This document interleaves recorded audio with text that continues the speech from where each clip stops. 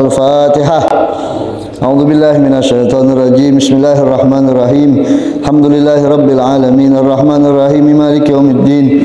Iyyaka na'budu wa iyyaka nasta'in. Ihdinas siratal mustaqim. Siratal ladzina an'amta 'alaihim ghairil maghdubi 'alaihim waladdallin. Amin. Assalamualaikum warahmatullahi wabarakatuh. Bismillahirrahmanirrahim. Alhamdulillahi rabbil alamin wa bihi nasta'inu ala umuri dunya waddin. Wassalatu wassalamu ala asyrafil anbiya wal mursalin sayyidina wa maulana Muhammadin imami ghuril muhajjalin wa ala alihi wa sahbihi ajmain. Subhanaka la ilma lana illa ma 'allamtana innaka antal alimul hakim. Rabbi shrah li sadri wa yassir li amri wahlul 'uqdatam min lisani yafqahu qawli. Allahumma salli ala sayyidina maulana Muhammad al-fatih lima ughliq wal khatimi lima sabaq nasiril haqqi bil haqq wal hadi ila siratikal mustaqim wa ala alihi wa sahbihi ajmain haqa qadri miqdaril azim. Amma ba'du. Ma'asyiral hadirin wal hadirat, mustami'in mustami'at, mukminin mukminat, wabil khusus segenap jamaah Mushallah Nurul Iman yang mudah-mudahan selalu dalam rahmat Allah Subhanahu wa taala. Alhamdulillah, alhamdulillah, summa alhamdulillah. Setelah 1 tahun kita tidak bertemu, malam ini alhamdulillah kita dikumpulkan Allah kembali di dalam majelis taklim rutinan kita setiap malam Kamis ba'da salat maghrib. Alhamdulillah antum dalam keadaan sehat afiat, orang-orang tua kita pun sehat afiat, juga guru-guru kita sehat afiat, dan juga kepada antum seluruhnya semoga Allah Subhanahu wa taala senantiasa sehatkan antum dan juga ana. Semoga Allah taala sama-sama berikan kita hidayah, taufik dan inayah, selalu kuat dalam ibadah kepada Allah taala dan senantiasa berusaha untuk menggapai kebaikan-kebaikan untuk mendapatkan keridhaan Allah taala. Amin ya rabbal alamin. Ma'asyiral hadirin wal hadirat rahimani wa rahimakumullah. Alhamdulillah pada malam ini insyaallah kita akan kembali menyambung daripada pembahasan kitab Nasaihud Diniyah wal Wasai al-Imaniyah. Insyaallah kita akan masih berbicara tentang masalah yang berkaitan dengan zakat. Di sini kita akan mulai dengan bab adabul muzakki, adab orang yang mengeluarkan zakat. Jadi yang mengeluarkan zakat itu ada adabnya juga, ada akhlaknya juga, ada aturan dan etikanya juga. Jadi begitupun yang nerima juga ada adabnya, ada etikanya. Jadi tidak sembrono. Islam ini mengatur segala sesuatu menurut aturan yang sudah tentukan dalam syariat. Makanya kata Rasulullah SAW, segala sesuatu dengan aturan. Maka ketika kita melaksanakan aturan yang sudah diatur oleh syariat agama, baru menjadi yang sempurna ibadah kita. Kalau kita tidak melaksanakannya, hanya dengan bergaya-bergaya baik, hanya dengan teori-teori baik, ya kita mendapatkan bagian sedikit daripada keinginan yang banyak tadi. Wa min adabil muzakki allati tata'akkadu alaih. Di antara adab orang yang mengeluarkan zakat yang sangat dianjurkan terhadap mereka yang mengeluarkan zakat ataupun sedekah, ayyakuna thayyiban nafsi, hendaklah dirinya itu wong yang baik, artinya ikhlas, bersih jiwanya, tidak katik fikiran yang macam-macam, tidak patik tujuan yang macam-macam, jiwanya bersih, hatinya bersih, ikhlasnya biikhraji zakat. Ketika dia mengeluarkan zakat itu, waktu dia bagi ke zakat itu, dia bersih dari segala celaan dalam diri dia. Tidak katik maksud tujuan lain, tidak pengen itu, tidak pengen ini, ikhlas. Farhan masruran, senang, sengih, kesenyum dia. Tidak susah, dia unjuk zakatnya sedih. Sedih, metuk duit itu sedih. Nah, tidak, senang dia. Bahkan mustabsiran mumtinan mil mustahik biqabuli zakatihi minhu. Maka dia selalu mengharap semoga orang yang mustahik ini menerima zakatnya. Itu kalau kita mengeluarkan sedekah tu, bukan kita ngesok-ngesok, tapi kita yang mengharap supaya yang kita tunjuk ni senang je. Jangan sampai kita yang ngenjuk zakat ngasah kita ni lebih dari dia, tidak. Malah kita mengharap ghairu manin alaih biha, tidak ngungkit-ngungkit, tidak nyito-nyito ke lagi, habis ngenjuk sudah selesai, tak kata cerita lagi buntutnya. Walaupun suatu saat dia tak demen sama kita, tak kata ujung lagi cerita, habis. Ini kalau kadang kayak 10 tahun rasanya teringat ungkit-ungkit. 10 tahun yang lalu ngenjuk. Begitu bermasalah sama dia, mulai diungkit, kau ni tak kau suku ni sama aku. Aku ni lah. Itulah. Ujung-ujung habis kalau pahala sedekah yang dia keluarkan tadi atau zakat yang dia keluarkan tadi. Tak boleh kita ngungkit. Fa innal manna bis sadaqati muhbitun li sawabiha. Orang yang galak mengungkit-ungkit sedekah yang dia keluarkan atau zakat yang dia keluarkan akan menghapuskan dan menghabiskan pahalanya. Duit sudah metu, harta lah berkurang, pahala dak katik pula. Habis sama sekali. Sebagaimana Allah nyatakan Al-Baqarah 264, ya ayyuhalladzina amanu la tubtilu shadaqatikum bil manni wal adza. Wahai orang-orang beriman, janganlah kalian hancurkan pahala sedekah kalian hanya dengan mengungkit-ungkit dan mengganggu. Mengganggu tu macam-macam sifatnya. Mengganggu sedekah yang kita keluarkan tadi dengan ungkapan-ungkapan yang tak ada baik. Itu contohnya diumumkan di masjid, anak ni dapat sumbangan dari seorang hamba Allah namanya Abdullah, di bawah dia mulai dia mengganggu sedekahnya. Itu tu anak itu. Nah, itu mengganggu itu. Itu kau tahu tak? Aku itu. Nah, itu termasuk mengganggu itu. Mengganggu pahala sedekah dia habis. Ya, kalau memang dia nandak disebut ke sengedeman baik. Ya, sediaman baik. Nah, itu. Kemudian wala yanbaghi lil muzakki ayyakuna karihan li ikhraji zakat. Tidak pantas bagi seorang yang mengeluarkan zakat atau sedekah dia tidak senang, merasa sedih, merasa susah ketika mengeluarkan tadi. Kemudian wal yahzar min zalik, hati-hati, fa innahu min sifatil munafikin.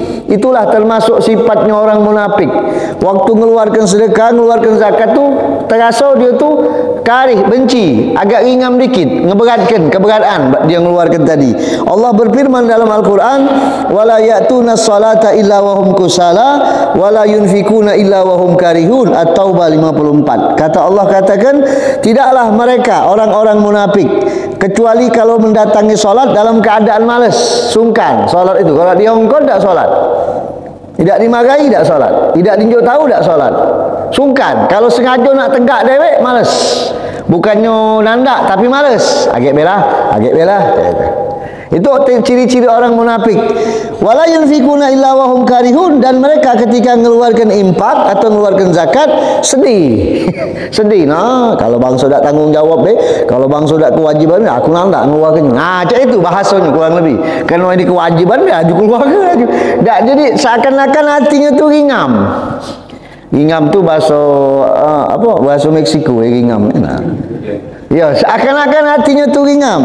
Wa arada bil infaq hauna, maksud daripada ayat menginfakkan dalam ayat ini adalah mengeluarkan zakat. Maka di sini Allah Subhanahu wa taala memberitahu secara jelas, annal munafiq qad yusalli walakinna ma'al kasal. Orang munafik itu salat. Siapa ngomong munafik tak salat? Orang munafik salat, mengkali lebih rajin dia dari kita. Tapi ketika salat dia malas, sungkan, mencukupi haknya Allah itu malas. Itu munafik. Jangan antum fikir munafik tak solat. Salah. Munafik solat, cuman malas. Tidak mencukupi haknya Allah, adab tidak kati dalam solat, itu munafik. Wa qad yuzakki walakin ma'al karahiyah. Begitupun ketika dia mengeluarkan zakat, tapi dalam dirinya tidak senang zakat yang dia keluarkan.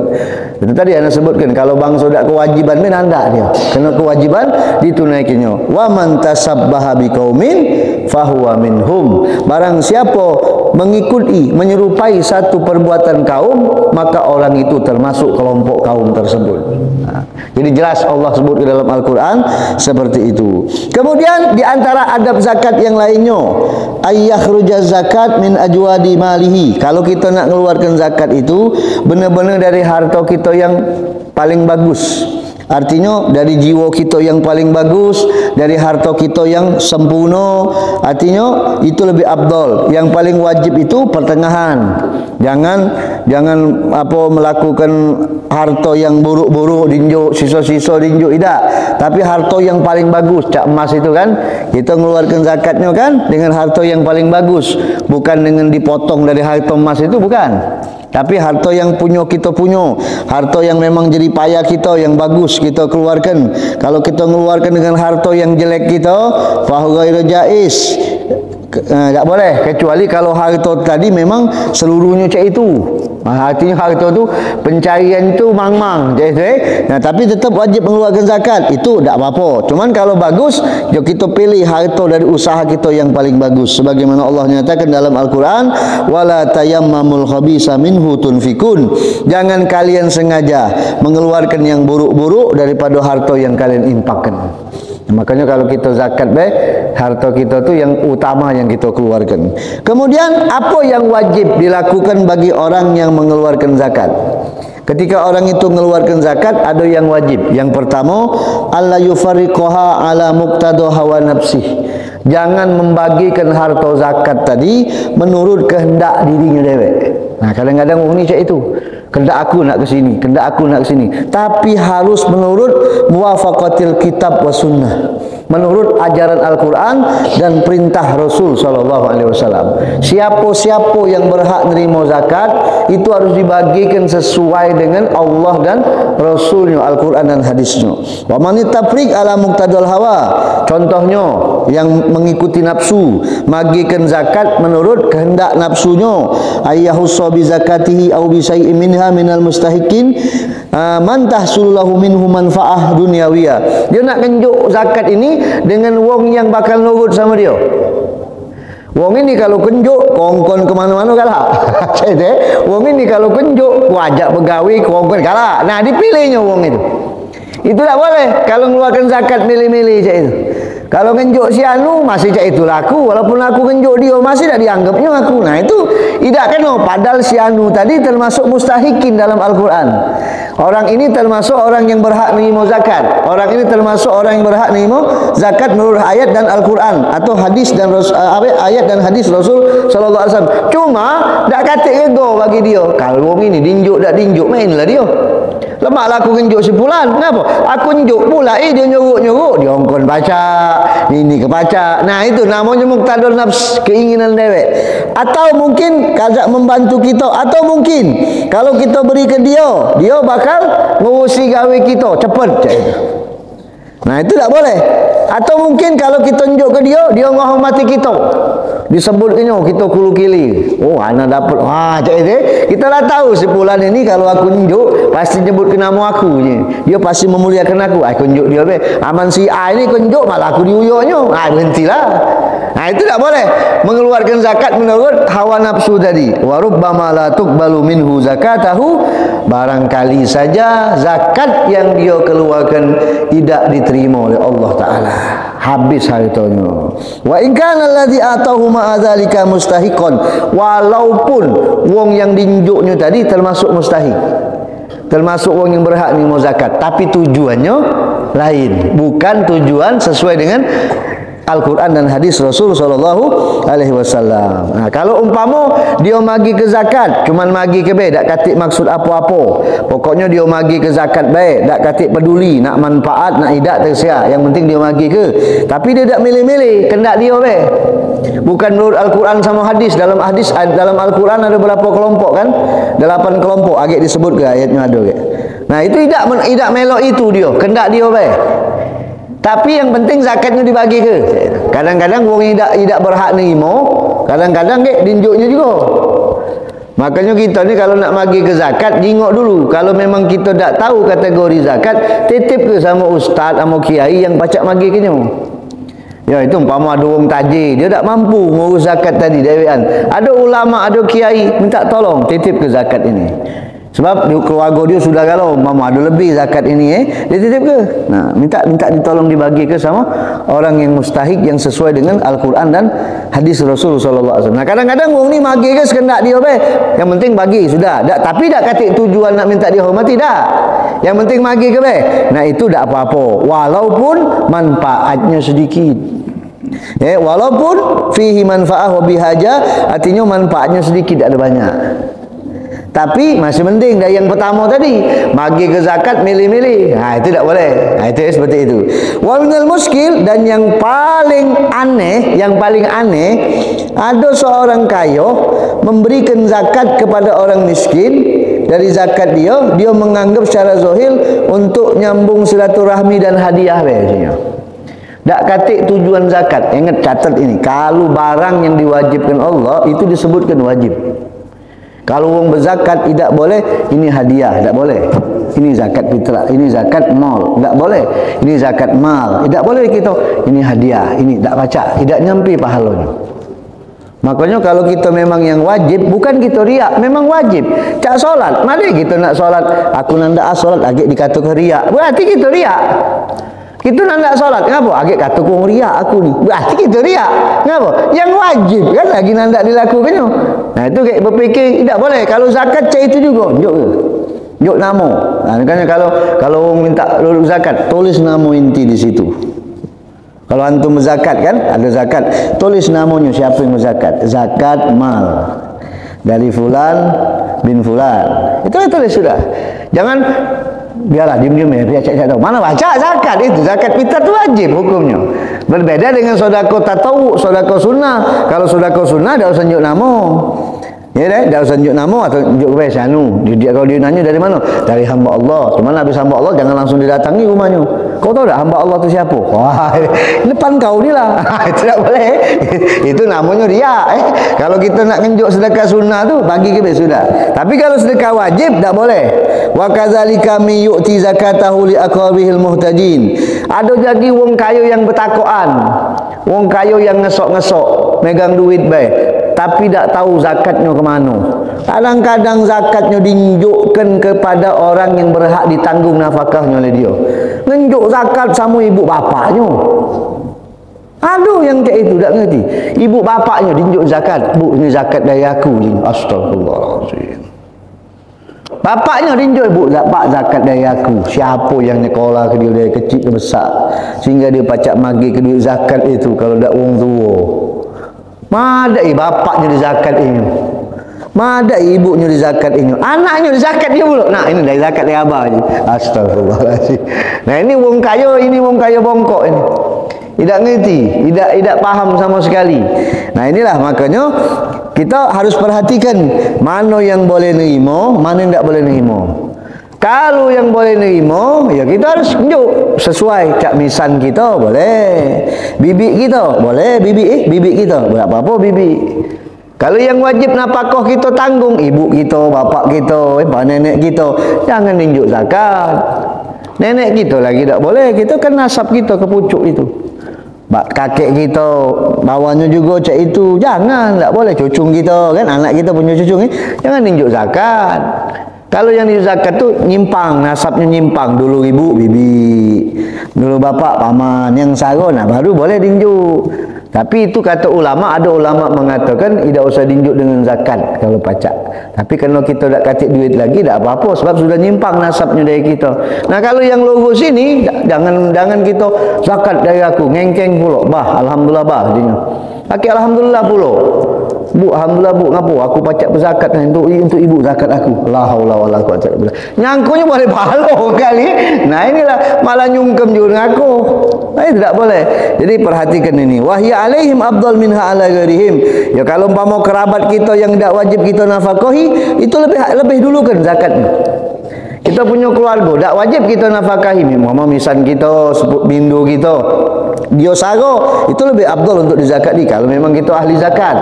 Kalau kita bukan orang ahli zakat, dia tak baca kita bukan orang ahli zakat. Sebab mereka tu mulia dirinya mereka di hadapan kita. Ketimbang kita ngenjuk orang lain, keluarga kita tak kita ngenjuk. Lebih baik kita dulu kan kerabat-kerabat kita yang memang berhak untuk menerima zakat tadi. Itu utama. Zakat, kalau zakat tidak apa-apa kita kirim keluar. Yang tak boleh tu kalau zakat fitrah. Kalau zakat fitrah tak boleh kita gawak keluar. Zakat fitrah kita di sini ngeluarkannya harus bagi ke di sini. Tidak boleh dikirim zakat sini kita kirim ke kampung, tak boleh. Harus selesai di sini, kecuali kalau kita balik ke kampung zakatnya di kampung tak apa-apa. Kalau kita tinggal di sini, kita zakat di sini, ngirim duit sama adik kita di kampung sana, tolong zakat ke orang kampung sana, tak boleh. Kita tinggal di sini, tak boleh zakatnya, haram hukumnya. Sama cak daging korban juga cak itu, tidak boleh pindah dari kampung kita, kecuali kalau kita sudah diserahkan sama kita. Di sini korban ni, dapat anak 3, anak dapat jatah 3 kali tu, dapat 3 kupon kan punya anak itu. Nah itu baru boleh anak bawa tunjuk ke orang. Tapi kalau dibagikan kuponnya untuk wong selapan umpama, untuk wong PU, untuk wong gasing, ini kuponnya wong gasing, enggak boleh. Wong kampung ini lebih banyak. Nah, kecuali kalau sudah serah terima ke wong kita tunjuk tadi, nak tunjuknya ke mana terserah. Nah, sama cak fitrah. Tapi kalau zakat mal tak apa-apa, zakat mal ni. Bukan zakat mal, zakat mal. Kalau zakat mal itu ngabis duit di mal. Kalau zakat mal itu tak apa-apa, kita kirim kemisan kita di kampung, ini zakat mal tadi. Nah, fulan seperti itu contohnya. Nah, jangan kita tak tahu pembagiannya. Wa amma zakatul fitri, adapun zakat fitrah atau disebut dengan zakatul badan. Zakat badan ini maka wajib hanya pada setiap Ramadan. Jadi masuk zakat fitrah itu begitu tanggal 1 Ramadan sudah boleh.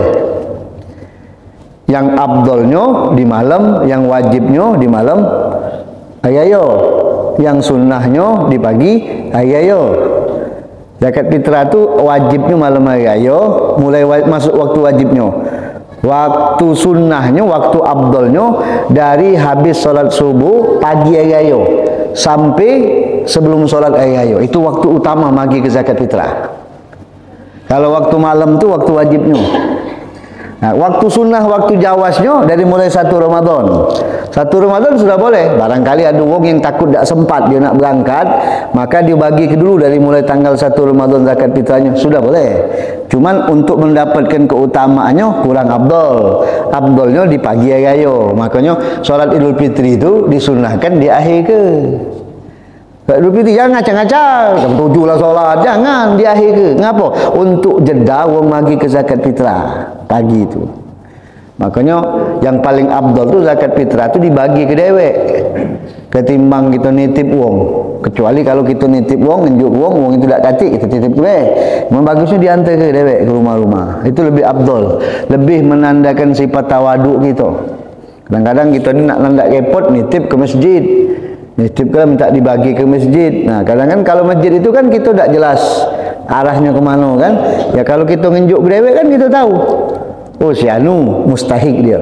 Kenapa? Cak guru ngaji tu ya, guru ngaji tinjuk zakat fitrah. Jengok dulu kalau guru ngajinya mobilnya 2. Guru ngajinya punya mobil, punya motor, bukan wajib zakat fitrah. Lagian juga kalau guru ngaji nak tinjuk zakat 2,5 kilo tambah kali 2 5 kilo, alangkah rekesnya.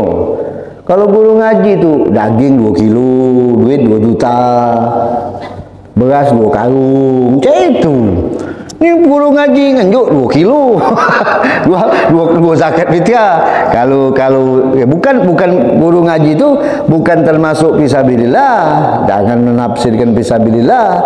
Fisabilillah tu lain lagi artinya. Fisabilillah itu memang wong yang berperang di jalan Allah, macam itu kan. Jadi kita harus benar-benar memahami ayat tu dan ngembeknya yang ijma'. Jangan ngembek yang sedikit pendapatnya. Kalau kita ketemu satu perbedaan, jangan kita ngembek yang pendapat sedikit. Ngembeklah pendapat yang paling banyak. Selamat kita. Ulama yang mana yang paling banyak pendapatnya? Ngembek. Jangan ke ulama 10 merah ini yang si ikut melo ini kita ngembek yang 2, salah gitu.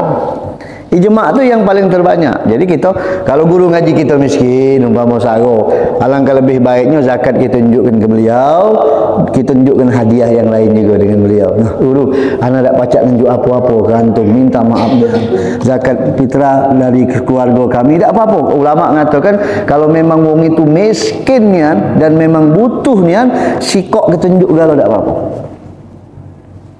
Kalau sikok kita tunjuk galau tak apa-apa. Kalau memang keadaannya memungkinkan. Kalau kita tak bagi 3, minimal dibagi 3 kelompok dia tu. Kalau tak pacak nan sikok tak apa-apa. Maaf ke ustaz, guru tak katik lagi. Cuma ni lah pacak kami ini beras kami uang 5 berapa? 12,5 kilo atau 5 kali 3 15 kilo dan ini hadiah kami kunci rumah. Nah, tak apa-apa sikok. Hadiah kunci rumah. Umpama baik. Lebih bagus itu. Jadi apalagi kalau guru tu kan tak katik bekas. Sampai mati lah tak katik bekas, sampai akhirat ada katik bekas. Nah, jadi kita harus bisa memahaminya kan. Kemudian zakat fitrah wajib dikeluarkan pada setiap Ramadan. Jadi zakat fitrah ni diwajibkan bagi wong yang nemui sebagian Ramadan dan wong yang nemui bagian hari raya. Jadi wong yang tidak nemui bagian Ramadan, wong yang nemui Ramadan tapi tidak nemui bagian malam hari raya, tidak wajib. Contohnya dia meninggal sebelum malam hari raya, dia tidak wajib. Kita anaknya tidak wajib mengeluarkan zakat fitrah. Begitupun juga kalau ngelahir ke, cak itu. Lahirnya sebelum beduk maghrib, tidak wajib dikeluarkan anaknya zakat fitrah. Begitupun kawin, cak itu juga. Jadi kalau dia dapat dua bagian, maka baru dapat. Contohnya ngelahirkannya habis maghrib, atau ngelahirkannya di apa? Di malam hari raya. Kan nah kalau ngelahirkan beda sama ini. Kalau ngelahirkan beda. Kalau ngelahirkan malam hari raya, maka dia tidak wajib dikeluarkan zakat fitrah buat anaknya. Kenapa? Tidak dapat bagian Ramadan. Tapi kalau dia ngelahirkan sebelum beduk maghrib, maka lahir anak itu sebelum beduk maghrib malam hari raya, hari terakhir dia sampailah dapat bagian malam hari raya, maka budak kecil tadi dikeluarkan fitrahnya. Nah, sama macam itu timbangannya. Nah, jual itu kadang-kadang wong ni kadang-kadang tidak memahami macam itu kan. Oh, basing selonong. Kita ni benar. Nak berzakat tu benar boleh. Cuma harus tahu kategorinya.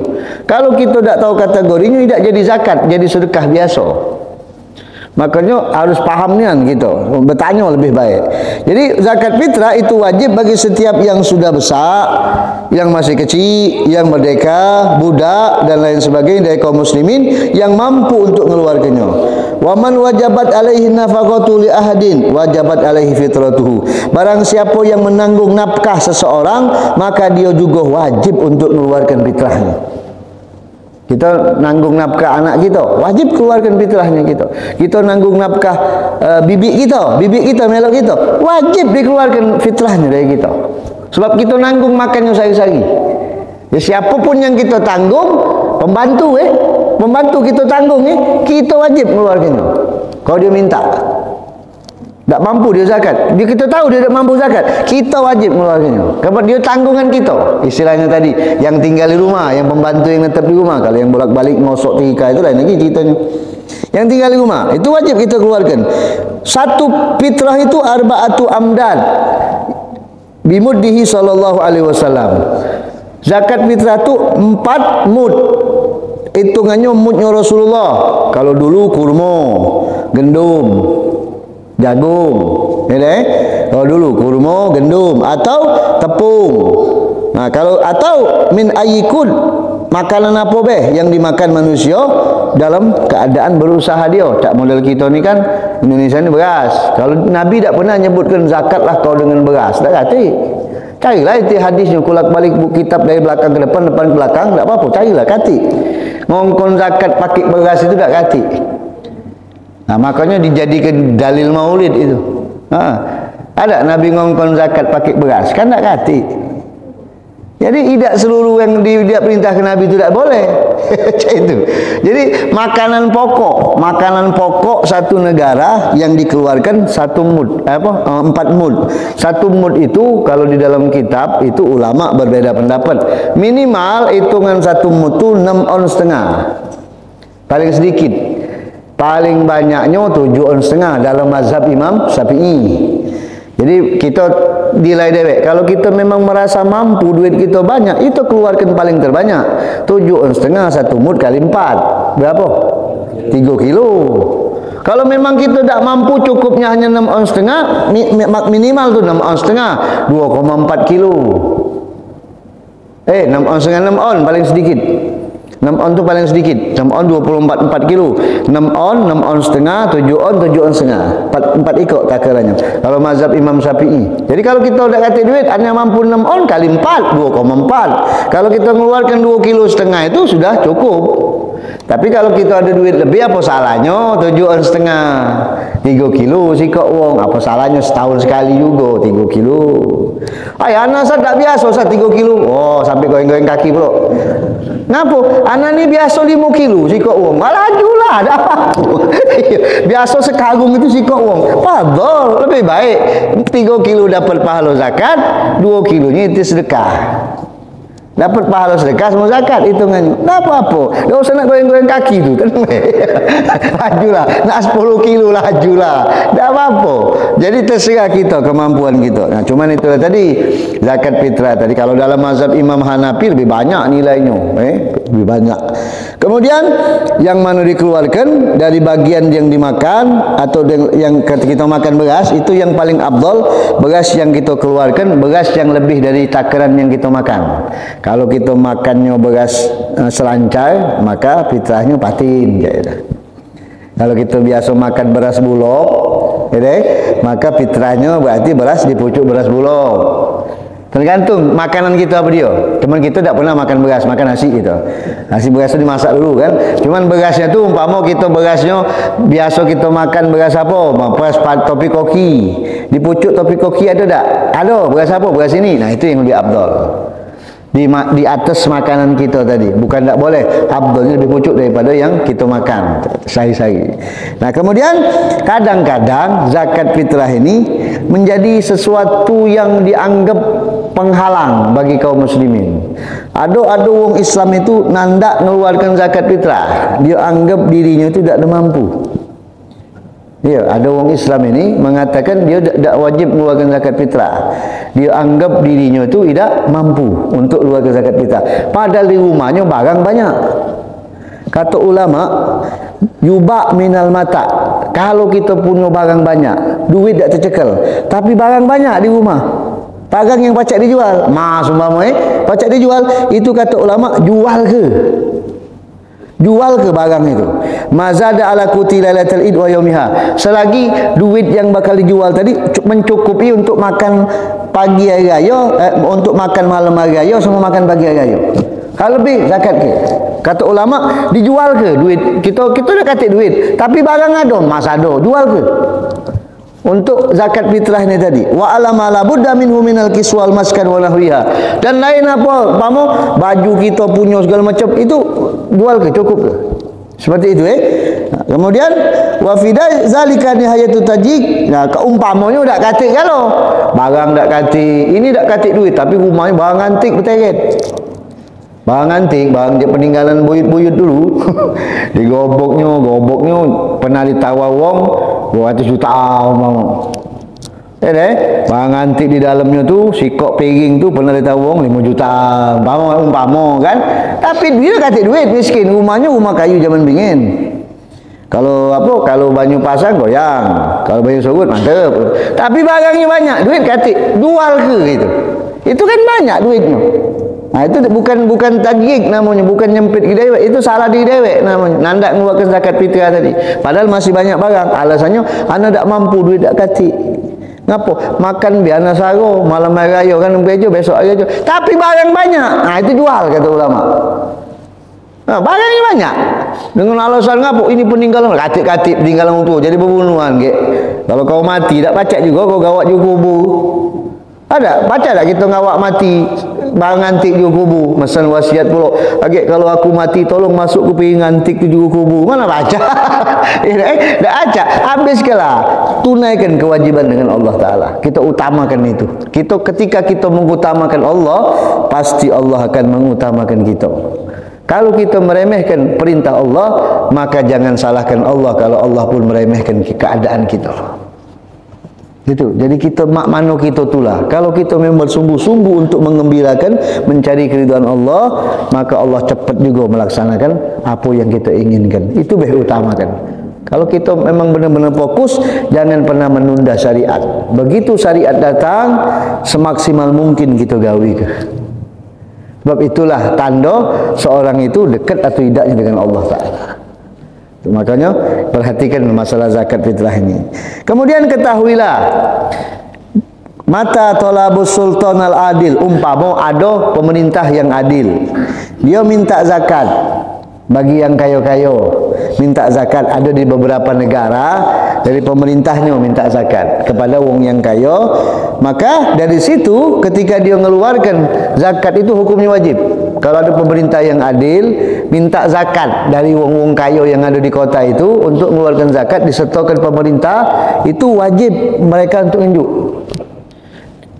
Maka ketika dia sudah melepaskan zakat kepada pemerintah, lepas jaminan orang zakat untuk berzakat, cukup pemerintah yang nyalankannya. Nah, kita kan dulu kan kita pernah bahas Ana dulu pernah bahas, mungkin antum sudah pernah dengar dari beberapa ustaz. Ada masjid itu yang jadi amil kan, ada masjid itu yang jadi panitia. Kalau masjid yang jadi amil itu kan masjid yang memang ditunjuk oleh pemerintah untuk jadi amil. Kalau model kita ini langgar-langgar ini bukannya amil, kita ini sebagai sebatas panitia. Panitia pembagian zakat. Jadi jangan merasa kita boleh mampu ngembek. Mentang-mentang kita jadi panitia, kita merasa kita amil, kita yang mampu langsung main comot-comot beras ngembek. Kan kalau amil kan boleh ngembek Kalau amil kan termasuk 8 kelompok yang boleh ngembek zakat kan. Ya tapi kita ni bukan amil, kita ni panitia. Panitia zakat bukan amil. Beda amil sama panitia.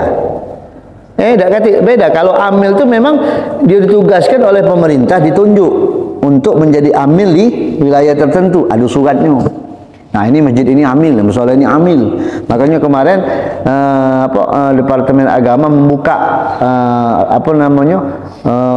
syarat untuk menjadi amil. Jadi kita sekolah dulu di situ, setelah kita sukses, kemudian kita pacak belajar di situ, baru keluar surat amil untuk pengurus-pengurus musola atau masjid. Nah, baru musola kita tu, masjid kita tu jadi amil. Nah, kalau sudah jadi amil, walaupun kayo boleh ngembek, Pak. Ada amil, berduit uangnya. Duit banyak. Tapi 2,5 kilo kata ego untuk makanan ayam di Geban. Tapi kena dia amil, dia boleh ngembek. Kena dia amil. Kalau dia memang amilnya, kalau panitia kayo haram makannya. Tak boleh. Milih pula beras.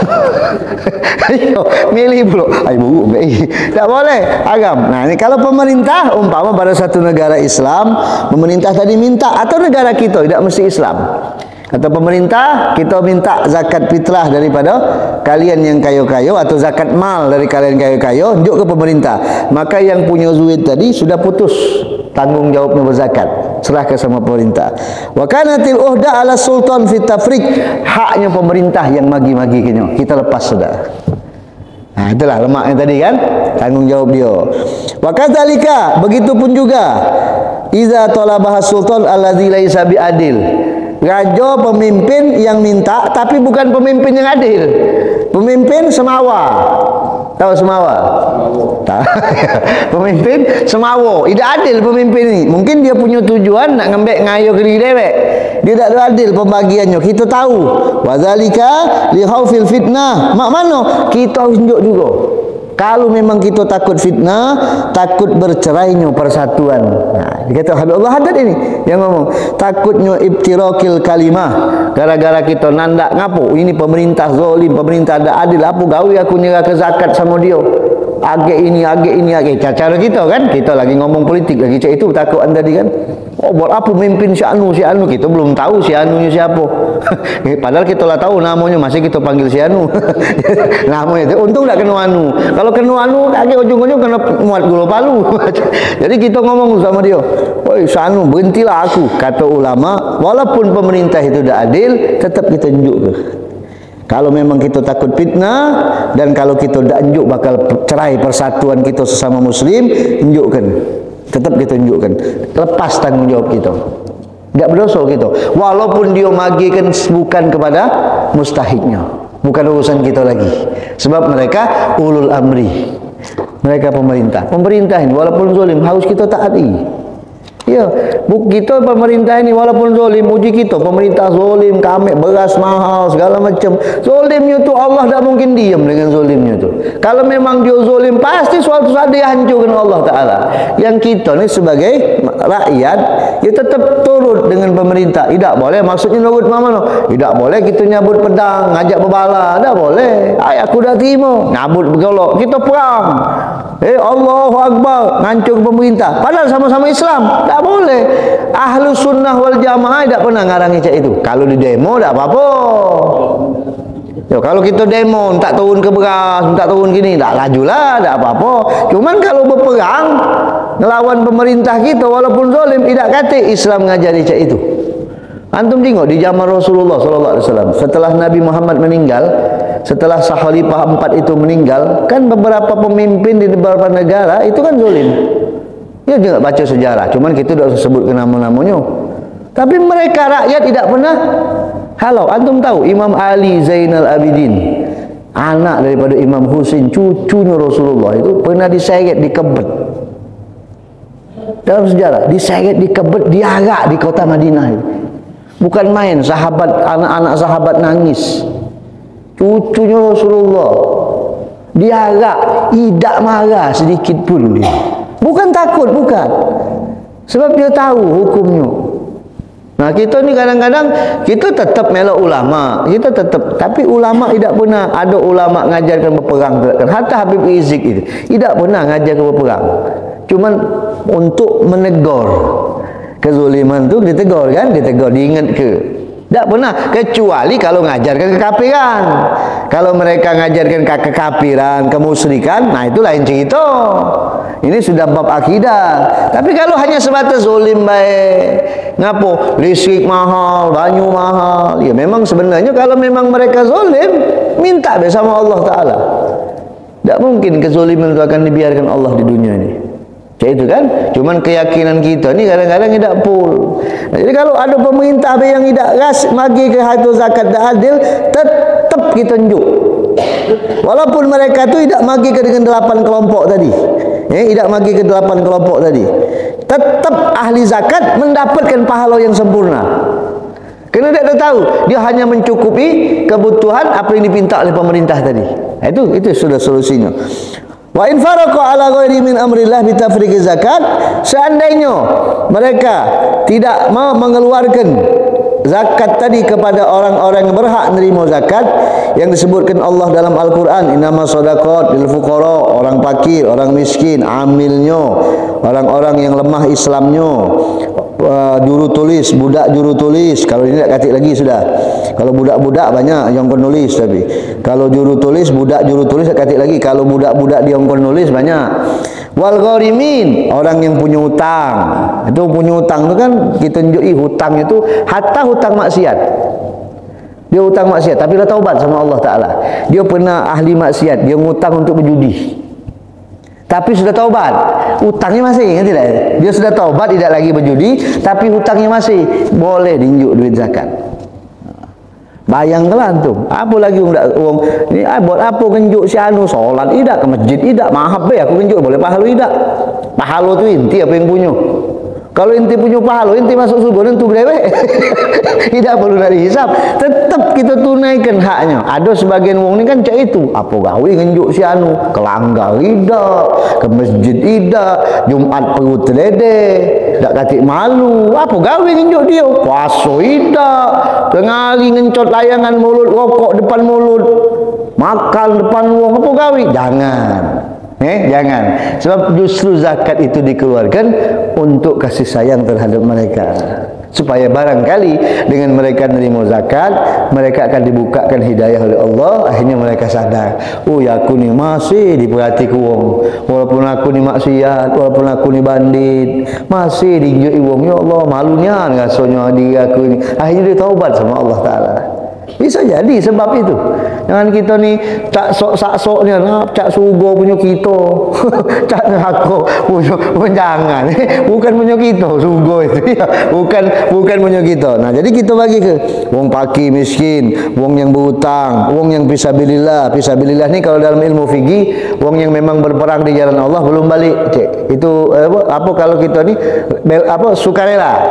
Berperangnya sukarela, walaupun kayu, walaupun di kampungnya kayu, berduit, rumahnya 3 tingkat, 2 tingkat kayu, setingkat batu umpama, berduit umpama dia, tetap kalau dia fisabilillah lagi berperang hadapi musuh kafir belum balik, dia tetap dinjuk duit zakat, walaupun kayu. Yang terakhir Ibnu Sabil ni wong yang melakukan perjalanan yang belum balik, itu ada beberapa syarat. Ibnu Sabil ni pacak dinjuk beh kebutuhan untuk nyampaikan ke negara dia. Itu dan lain sebagainya, atau kudo untuk beli kudo, itu dinjuklah sesuai dengan apa yang dia butuhkan. Nah, umpama tidak dinjukkan pemerintah dengan kelompok tersebut, maka yang berdosa mereka melakukan perbuatan zalim. Wasara zaliman lil aghniya, begitupun orang zalim yang meletakkan zakatnya bukan pada tempatnya. wa zaliman lil fuqara, dan termasuk mereka zalim terhadap orang fakir yang tidak memberikan zakat kepada mereka, hak-hak mereka yang memang sudah ditentukan Allah dalam Al-Quran. Innama faradallahu zakat, sesungguhnya Allah mewajibkan zakat itu litakuna tuhratun lil ghani wa qiyaman lil fakir. Sesungguhnya Allah mewajibkan zakat agar menjadi pembersih jiwa wong yang kaya dan menjadi bantuan penopang bagi wong yang fakir miskin. Subhanallah. Itu Islam. Yang kaya bantu yang miskin. Wa balagun lahu, akan menyampaikan kepada tujuan dia. Faman amila fiha khilaf dzalik, barang siapa melakukan tugas melawan perintah Allah, perintah Rasul, berarti telah membawa buhtanan wa isman azima, sangat membawa dosa dan dosa yang sangat besar di sisi Allah Ta'ala. Berkhianat dengan titipan Allah tadi. Itu makanya bahaya orang tak berzakat itu. Kita ni kalau sudah mampu berzakat, ya kita sedekah be. Kita sedekah itu kan kita disunnah ke be sedekah itu. Nah, kemudian apabila umpama ada seorang raja yang zalim, dia kita tahu dia ni magi ke zakat ni bukan pada tempatnya. Wasamihat nafsul muzaki. Kemudian kita ni tahu, percuma be, dia ni bakal ngenjukkan dengan orang lain, tak mungkin dengan haknya. Kita mengetahui, maka dibolehkan bagi orang yang berzakat tadi untuk memisahkan zakatnya. Boleh dipisahkan dulu. Jadi umpama zakatnya 100 juta, 50 juta menjuk ke. Yang 50 juta simpan. Ngapa? Dia tahu walaupun sudah berdetik. Kedengaran kalau masalahnya kan? Dia tahu, dia tahu bahwasanya pemerintah ini tidak bakal menyentuhkan kalau duit ini ke arahnya. Maka di separuh sebelah itu boleh untuk berhati-hati, tapi hukumnya tidak wajib. Bayangkanlah tu, hukumnya tidak wajib, masih wajib menunjukkan kalau ke pemerintah itu. Walaupun zalim pemerintah itu. Hebat Islam ini menghargai ulul amri tadi. Ulul amri itu kalau pemerintahnya Islam, kalau pemerintahnya kafir, lain pula ceritanya, itu kan. Nah, inilah jadi artinya ada beberapa perkara yang insyaallah kita jelas-jelas kita mengetahuinya, tinggal kita tidak menimbulkan fitnah be. Kalau bakal menimbulkan fitnah, kita nandak ngenjuknya, maka itu lebih baik kita menunjuk ke sama sekali. Mudah-mudahan Allah Ta'ala berikan hidayah buat kita seluruhnya, berikan ampunan buat kita seluruhnya, dan semoga Allah Subhanahu Wa Ta'ala sehatkan antum yang sakit, sehatkan anak juga yang kurang sehat, atau mungkin keluarga kita yang kurang sehat, semoga disehatkan Allah Subhanahu Wa Ta'ala. Subhanakallahumma bihamdika asyhadu an la ilaha illa anta nastaghfiruka wa natubu ilaik. Wa sallallahu ala sayyidina Muhammadin wa ala alihi washabbihi salam. Subhana rabbika rabbil izzati amma yasifun wa salamun alal mursalin walhamdulillahi rabbil alamin wal afu minkum. Assalamualaikum warahmatullahi wabarakatuh.